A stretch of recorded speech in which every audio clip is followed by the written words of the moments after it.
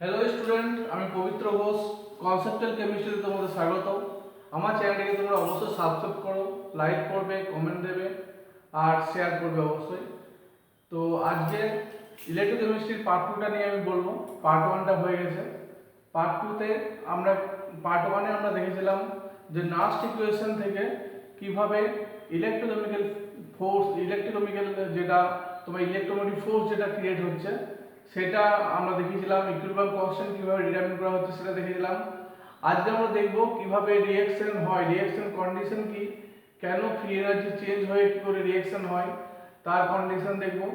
আমরা দেখব বিভিন্ন রকম সেল, যেমন primary cell, secondary cell, tertiary secondary cell, fuel cell এবং করোশন।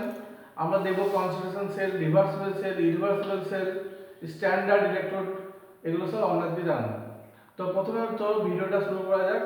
আর তোমরা অবশ্যই কেয়ারফুলি এগুলো ভিডিওটা দেখো আর নোট করতে থাকবে যেগুলো আমি পড়াচ্ছি। তো ফার্স্ট টপিক হচ্ছে, আমরা জানি আগের দিন দেখেছিলাম ডেল্টা জি সমান minus N F E, where delta G is the free energy change of the reaction, n number of electron transfer, F সমান ফ্যারাডে, ফ্যারাডের অ্যামাউন্ট হচ্ছে 96,500 কুলম্ব, আর E হচ্ছে ইলেকট্রোমোটিভ ফোর্স বা E অফ দি সেল। তো কোনো একটা reaction হতে গেলে delta জি spontaneous হতে গেলে ডেল্টা জিকে নেগেটিভ হতে হয়। কোনো একটা রিঅ্যাকশন যদি নন স্পন্টেনিয়াস হয় তাহলে ডেল্টা জিটা পজিটিভ হয়।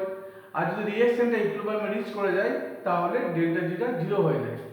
তাহলে যদি if E is positive value then delta G is negative value, then the reaction is spontaneous.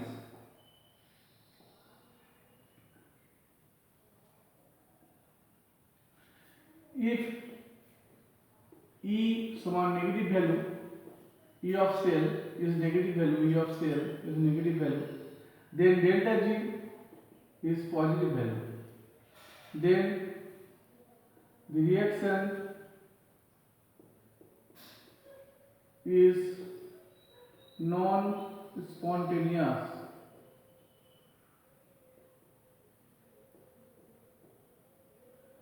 If E cell is equal to 0, আমরা 0 E cell কখন 0 দেখেছি?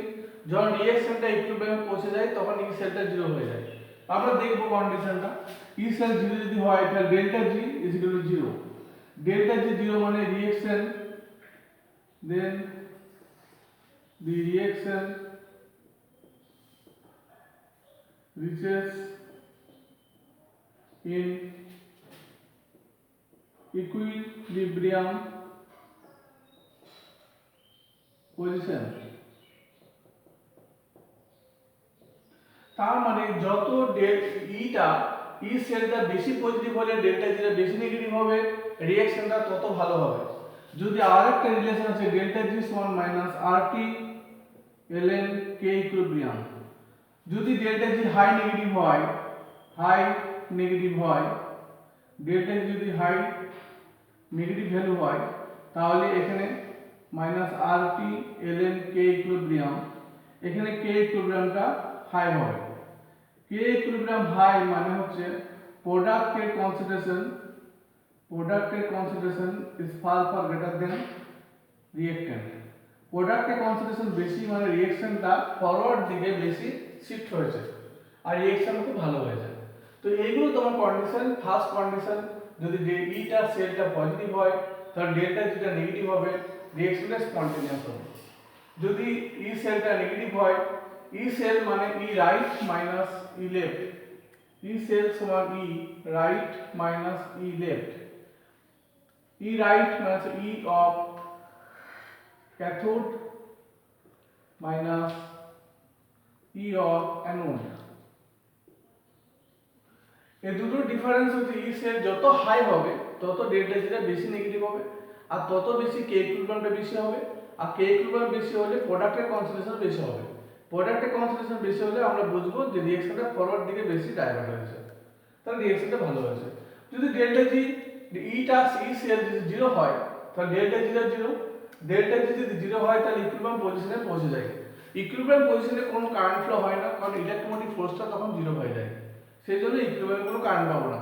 আর ইকুইলিব্রিয়াম পৌঁছে গেলে ডেল্টা জিটা জিরো হয়ে যায়। তো এইগুলো তোমরা লিখে নেবে অবশ্যই। এগুলো হচ্ছে রিঅ্যাকশন কন্ডিশন, কি কেন ই সেলের উপর ডিপেন্ড করে একটা রেডক্স রিঅ্যাকশন কিভাবে তার পাথ তৈরি করে, সেটা তার একটা আমি এক্সাম্পল দিলাম।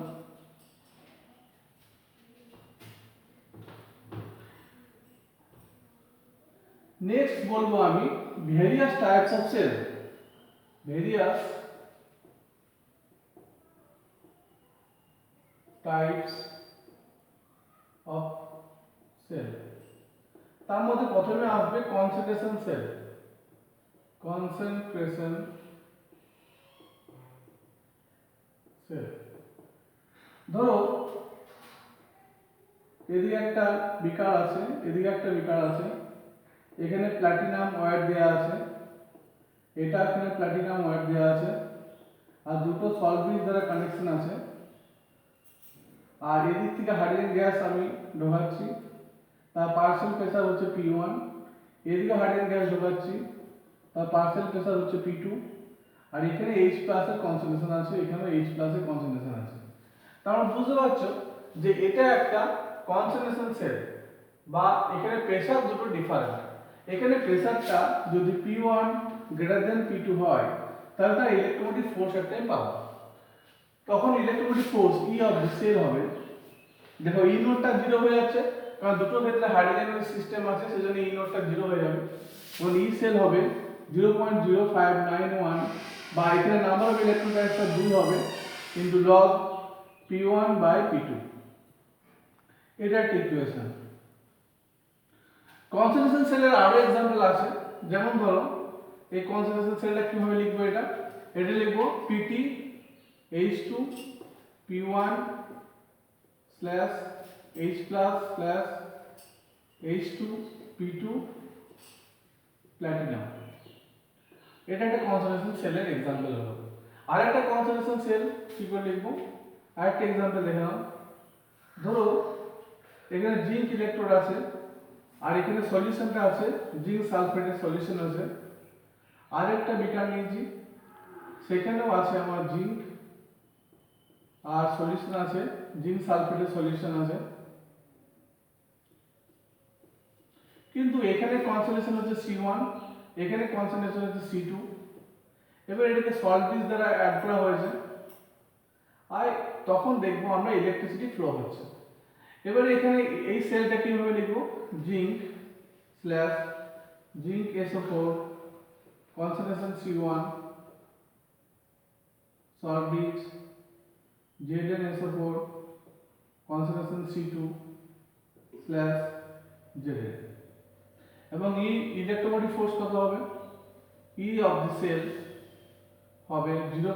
কারণ এখানে ইলেকট্রোড পোটেনশিয়াল গুলো জিরো হয়ে যাবে, দুটো ক্ষেত্রে ডিফারেন্স করলে স্ট্যান্ডার্ড ইলেকট্রোড পোটেনশিয়াল জিরো হবে, সেজন্য 0.0591। এখানে নাম্বার অফ ইলেকট্রনস 2 হবে into log C2 by C1। তো এখানে দেখো কনসেন্ট্রেশন সেল আমি সম্বন্ধে আইডিয়া দিলাম, তোমরা এটা অবশ্যই লিখে নেবে, এটা ভবিষ্যতে কাজে লাগবে।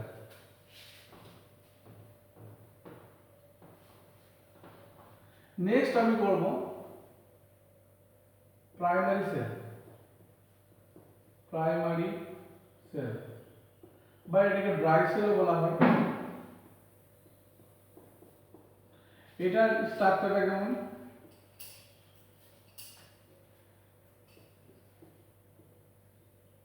এই যে বাইরে একটা প্লেট দেওয়া হয়, সেই প্লেটটা হচ্ছে জিঙ্কের প্লেট, আর ভিতরে একটা মিক্সচার থাকে, কেমিক্যাল মিক্সচার থাকে, সেটা হচ্ছে NH4Cl প্লাস MnO2, একটা ব্ল্যাক কালারের মিক্সচার থাকে। তো এখানেও আমরা দেখব কিভাবে কেমিক্যাল এনার্জি থেকে ইলেকট্রিক্যাল এনার্জি কনভার্সন হচ্ছে। তো ফার্স্ট রিঅ্যাকশন কি হবে, রিঅ্যাকশন অ্যাট অ্যানোড। তোমরা জানো অ্যানোডে সবসময় অক্সিডেশন হয়। তো এখানে কি হবে, জিঙ্ক প্লেটটা থেকে জিঙ্ক ইলেকট্রন রিলিজ করবে, মানে জিঙ্ক 2 প্লাস 2 ইলেকট্রন হবে। আর রিঅ্যাকশন অ্যাট ক্যাথোড, ক্যাথোডের রিঅ্যাকশন হবে দেখো NH4Cl plus MnO2 plus 2 electron তৈরি হবে Mn2O3 plus 2NH3 plus H2O। দেখো বিভিন্ন বইতে বিভিন্ন রকম রিঅ্যাকশন থাকে, এটা একটা স্ট্যান্ডার্ড বই থেকে আছে, সেখানে Mn2O3 ফর্মেশন হয়। তো এটা ক্যাথোড রিঅ্যাকশন, তাহলে ওভারঅল রিঅ্যাকশন কি হবে? Overall reaction zinc plus NH4Cl plus MnO2 সমান zinc 2 plus plus Mn2O3 plus 2 ammonia plus H2O।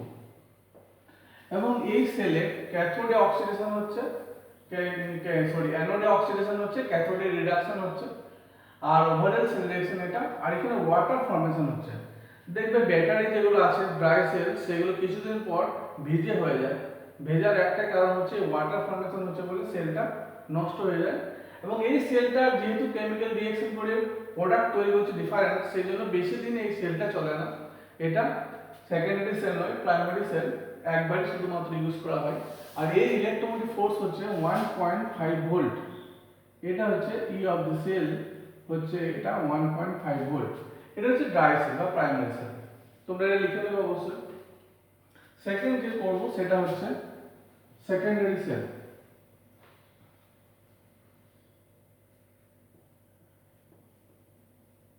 Secondary sell, secondary sell তোমরা এক্সাম্পল দেখতে পাবে। যেগুলো 4 হুইলার গাড়ি আছে সেগুলোর যে ব্যাটারিটা ইউজ করা হয় ব্ল্যাক কালারের, যেটা হাতে করে ওঠানো হয়, তো সেটা হচ্ছে সেকেন্ডারি সেল। সেকেন্ডারি সেল মধ্যে কি থাকবে? একবার চার্জিং হয়, একবার ডিসচার্জিং হয়। তো দুটো প্রসেসে চার্জিং এর সময় কি হয়? ইলেকট্রিক্যাল এনার্জি কেমিক্যাল এনার্জিতে কনভার্ট হয়, আর ডিসচার্জের সময় কেমিক্যাল এনার্জি ইলেকট্রিক এনার্জিতে কনভার্ট হয়। এবং এই সেকেন্ডারি সেলের যেমন এক্সাম্পল হচ্ছে lead storage battery. Lead storage battery, এই লেড স্টোরেজ ব্যাটারিটা তোমাদের সিলেবাসে আছে, তো সেই জন্য এটা বলবো আমি। লেড স্টোরেজ ব্যাটারিতে কি কি থাকে? লেড থাকে, PbO2 এটাকে লিথার্জ বলে, আর H2SO4 R distilled water.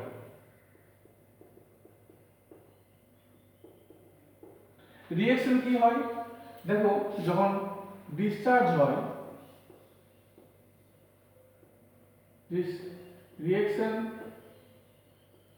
reaction in discharging process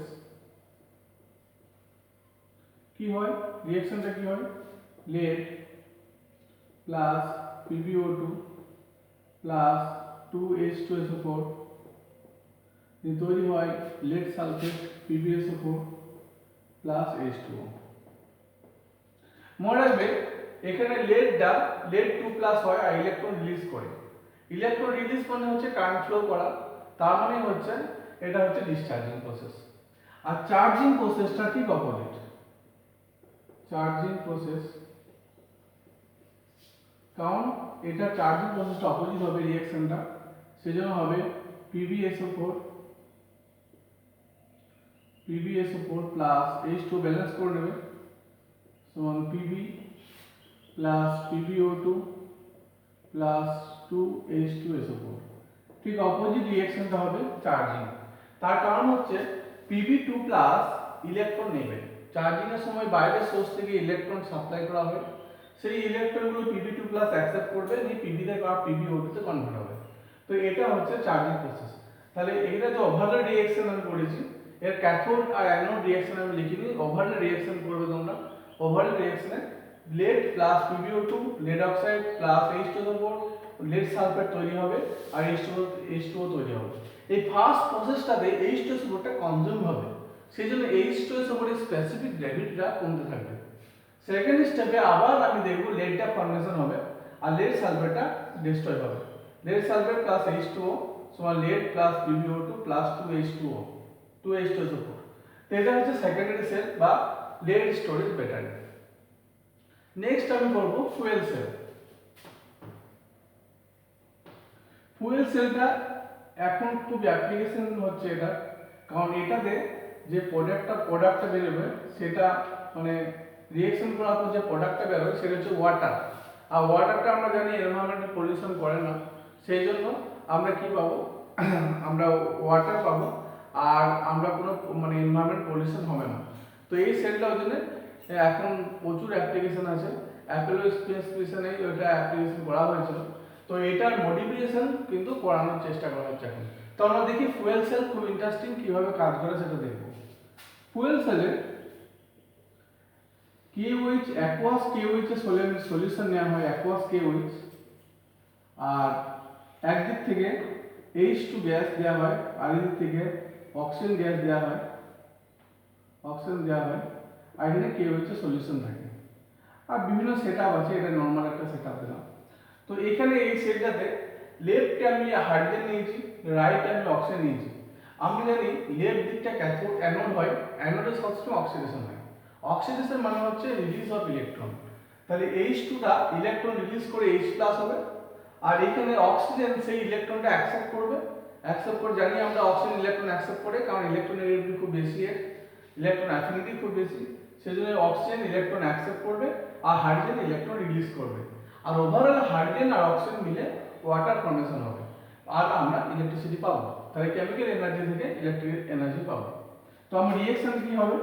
তাহলে রিঅ্যাকশন অ্যাট অ্যানোড, আমরা জানি অ্যানোডে অক্সিডেশন হয়, তাহলে H2 প্লাস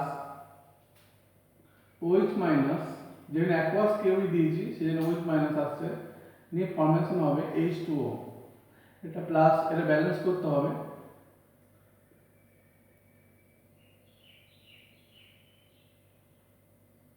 फोर इलेक्ट्रॉन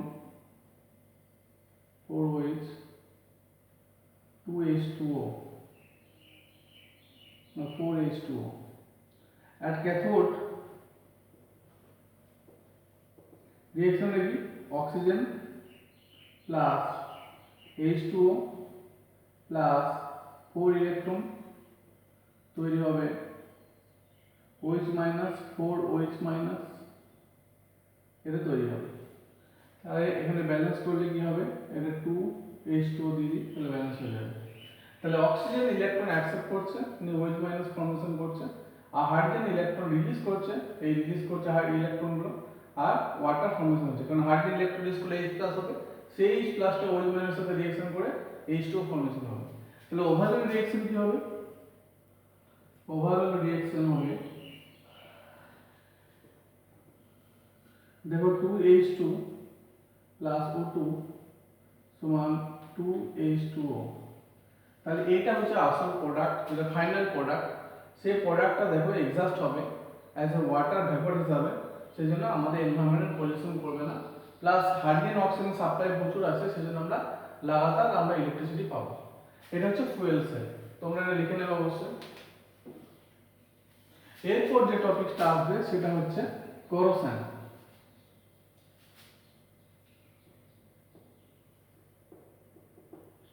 তোমরা জানো করোশন লোহার উপর বা আয়রনের উপর যে রাস্টটা পড়ে, সেই রাস্টটা কিভাবে ফর্মেশন হয় সেটা আমরা দেখাবো। রাস্ট ফর্মেশন হওয়ার জন্য কতগুলো কন্ডিশন আছে, সেটা হচ্ছে অক্সিজেন প্রেজেন্স থাকতে হবে, ওয়াটার থাকতে হবে, H+ থাকতে হবে মানে অ্যাসিড ওয়াটার থাকতে হবে, আর আয়রন থাকবে। তো এই পুরো প্রসেসটাতে আমার Fe2O3, XH2O ফর্মেশন হবে, যেটা রাস্ট। সেই রাস্টটা কিভাবে ফর্মেশন হচ্ছে আমরা দেখাবো। ধরো এটা আয়রনের একটা ব্লক, Fe ব্লক, এখান থেকে আয়রনটা ট্রান্সফার হয়ে 2Fe2 প্লাস 4 ইলেকট্রন রিলিজ করবে। তাহলে এই পার্টটা হচ্ছে ইলেকট্রন রিলিজ করছে, মানে হচ্ছে অ্যানোড। তাহলে হচ্ছে অ্যানোড জোন। ক্যাথোডে কি হবে, oxygen plus H+ plus 4 electron, এটা নিয়ে 2H2O তৈরি করবে, 4H+ plus 4 electron. Oxygen in presence of acid water, ইলেকট্রনগুলো যেগুলো রিলিজ করে সেটা অ্যাকসেপ্ট করবে, নিয়ে আমার ওয়াটার ফর্মেশন হবে। তাহলে এটা হচ্ছে ক্যাথোড জোন। তাহলে ফার্স্ট কি অ্যানোডিক রিঅ্যাকশন কি হলো, অ্যানোডিক রিঅ্যাকশন 2Fe থেকে 2Fe2 প্লাস 4 ইলেকট্রন, আর ক্যাথোডিক রিঅ্যাকশন কি হলো O2 plus 4H plus 4 electron সমান 2H2O। নেক্সট স্টেপে ওভারঅল রিঅ্যাকশন কি হলো, ওভারঅল রিঅ্যাকশন হলো 2Fe plus O2 plus 4H plus is equal to 2Fe2 plus 2H2O। Next স্টেপে কি হবে, যে প্রোডাক্টটা ফর্মেশন হলো 2Fe2 প্লাস 2H2O, এটা অক্সিজেনের সাথে রিঅ্যাকশন করবে 2Fe2 plus 2H2O plus half O2, তৈরি হবে Fe2O3 প্লাস 4H প্লাস। ওকে, এবং লাস্ট স্টেপে Fe2O3 plus XH2O water absorb করবে, তৈরি হবে Fe2O3 ডট XH2O। এটা হচ্ছে লাস্ট। বিভিন্ন বইয়ে বিভিন্ন রকম রিঅ্যাকশন আছে, এটা একটা স্ট্যান্ডার্ড বই থেকে আছে, তো সেই জন্য আমি আরেকবার প্রসেসটা দেখাচ্ছি। করোশনের জন্য যে ব্লকটা আয়রন ব্লকটা ধরো কোনো একটা জায়গা কেটে গেছে, সেই ব্লক থেকে এপিটা ইলেকট্রন রিলিজ করে Fe2 প্লাস হবে, আর oxygen in presence of acid water সেই ইলেকট্রনটা অ্যাকসেপ্ট করবে, অ্যাকসেপ্ট করে আমার H2O ফর্মেশন করবে, আর ওভারঅল রিঅ্যাকশন হবে 2Fe plus O2 plus 4H plus সমান 2Fe2 প্লাস 2H2O। এই 2Fe2 plus 2H2O plus half O2 Fe2O3 plus 4H plus আমার ফর্মেশন হবে। তো আলটিমেটলি এটা রাস্ট ফর্মেশন হবে, এটা ব্রাউন কালারের রাস্ট হবে। তো এটা হচ্ছে করোশন। নেক্সট টপিকস আমি বলবো, লাস্ট টপিকস এই পার্টটা, সেটা হচ্ছে স্ট্যান্ডার্ড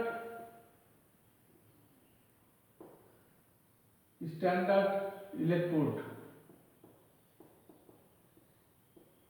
বা স্ট্যান্ডার্ড হাফ সেল। দুটো টাইপের স্ট্যান্ডার্ড সেল হয়, একটা হচ্ছে হাইড্রোজেন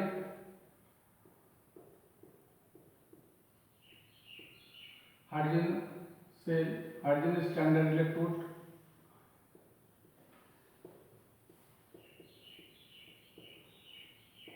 আরেকটা হচ্ছে ক্যালোমেল ইলেকট্রোড। তো যে কোনো জিনিসের তোমার ইলেকট্রোড পোটেনশিয়াল মাপার জন্য আমাদের স্ট্যান্ডার্ড পজিশনে হাইড্রোজেনকে ধরা হয়, আর হাইড্রোজেনের ইলেকট্রোড পোটেনশিয়ালকে 0 ধরা হয়। তো সেই 0 থেকে আমরা বাকি সেট আপ করা হয় অ্যানোড আর ক্যাথোড নিয়ে, বাকি যে নতুন যে কম্পাউন্ডটা আছে তার বা রিয়েজেন্টটা আছে তার মাপা হয়, তার ইলেকট্রোড পোটেনশিয়াল মাপা হয়। তো হাইড্রোজেন ইলেকট্রোডটা কি স্ট্যান্ডার্ডটা, সেটা যে একটা প্লাটিনাম ওয়্যার থাকে, এখানে একটা সলিউশন থাকে H প্লাসের সলিউশন থাকে, যেটা 1 মোলার মানে HCl থাকবে 1 মোলার, আর এই দিক থেকে হাইড্রোজেন গ্যাসকে বাবেল করা থাকবে, আর যেটা 1 অ্যাটমসফেরিক প্রেসারের মধ্যে বাবেল করা হবে। আর টোটাল ওভারঅল প্রসেসটাতে টেম্পারেচার থাকবে 25 ডিগ্রি সেন্টিগ্রেড। এই যে সেলটা তৈরি হলো, এই সেলের যে ইলেকট্রোমোটিভ ফোর্সটা এই সেল ইজ ইকুয়াল টু 0 হবে। আর ক্যালোমেল ইলেকট্রোডটাও সেরকম প্ল্যাটিনাম ইলেকট্রোড থাকবে, আর এখানে আমার প্রথমে Hg এর একটা লেয়ার থাকবে, তারপর একটা লেয়ার থাকবে Hg প্লাস Hg2Cl2, তারপর একটা লেয়ার থাকবে সেটা হচ্ছে KCl সলিউশনের লেয়ার, আর ওভারঅল যে সেলটা আছে সেখানে বাইরে একটা সল্ট ব্রিজ হিসাবে আটকানো থাকবে, সল্ট ব্রিজ। তো ক্যালোমেল ইলেকট্রোডে, এটা ক্যালোমেল ইলেকট্রোড,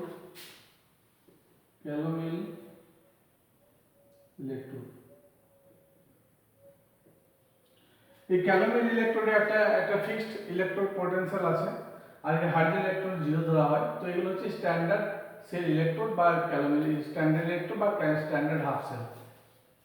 লাস্ট যে টপিকটা বলবো সেটা হচ্ছে ইলেকট্রোকেমিক্যাল সিরিজ। Electrochemical series. এই সিরিজে দেখা যাবে যে লিথিয়াম, সোডিয়াম, পটাশিয়াম, ক্যালসিয়াম, তারপর ডট ডট দিয়ে এখানে বিভিন্ন মেটাল থাকবে, হাইড্রোজেন, ডট ডট দিয়ে কপার, এজি, এইউ, এগুলো এরকম ভাবে থাকবে। তো হাইড্রোজেনের ইলেকট্রন পোটেনশিয়ালটাকে আমার 0 ধরা হবে, 0.00 ভোল্ট। ওপরের গুলোকে ইলেকট্রন পোটেনশিয়াল নেগেটিভ হবে, এটা হচ্ছে হাই নেগেটিভ, সবচেয়ে বেশি নেগেটিভ। এগুলো কিন্তু রিডাকশন পোটেনশিয়াল, রিডাকশন পোটেনশিয়াল। নিচের গুলো আস্তে আস্তে পজিটিভটা বাড়তে থাকবে, লাস্টে ফ্লুইন আসবে F2। তো নিচে পজিটিভটা বাড়তে থাকবে, তো এটা হচ্ছে এখানে হাই পজিটিভ ভ্যালু, এটা সবচেয়ে হাই হবে। মনে রাখবে ওপরে যারা থাকবে তারা ইলেকট্রন রিলিজ করে, আর তাদের ইলেকট্রোমোটিভ ফোর্সটা বেশিরভাগ ক্ষেত্রে নেগেটিভ হবে। আর ইলেকট্রন রিলিজ করে মানে লেফটে থাকবে, মানে অ্যানোড রিঅ্যাকশন হবে, মানে নিজে অক্সিডেশন হবে। আর হাইড্রোজেন তো জিরো স্ট্যান্ডার্ড ধরা হয়। আর নিচে যারা আছে তারা কি করবে, পজিটিভ পোটেনশিয়াল, এরা রাইটে থাকবে, মানে এরা ক্যাথোডে থাকবে, কারণ এরা ইলেকট্রন অ্যাকসেপ্ট করবে। তো ধরো দুটো আছে, একটা -3.25 আর একটা -2.20, এই দুটো নিয়ে একটা সেল তৈরি করলে আমরা কি পাবো, লেফটে আমি লিথিয়ামকে রাখবো, লেফটে মাইনাসটা বেশি রাখবো, রাইটে মাইনাসটা কম রাখবো, কিন্তু তাদের মধ্যে ইলেকট্রন ফ্লো হবে। কিন্তু তুমি মাইনাস আর একটা প্লাস নিয়ে করতে পারো, দুটো প্লাস নিয়ে করতে পারো, দুটো প্লাস হলে একটা বড় একটা ছোট হবে, সেখানে করতে পারো। তো এটা হচ্ছে ইলেকট্রোকেমিক্যাল সিরিজ, তোমরা বইয়ে দেখে নেবে, পুরো সিরিজটা আছে, তাদের ইলেকট্রোমোটিভ ফোর্স দেওয়া আছে, সব ভ্যালুগুলো দেওয়া আছে। তো আজকে এই পর্যন্তই।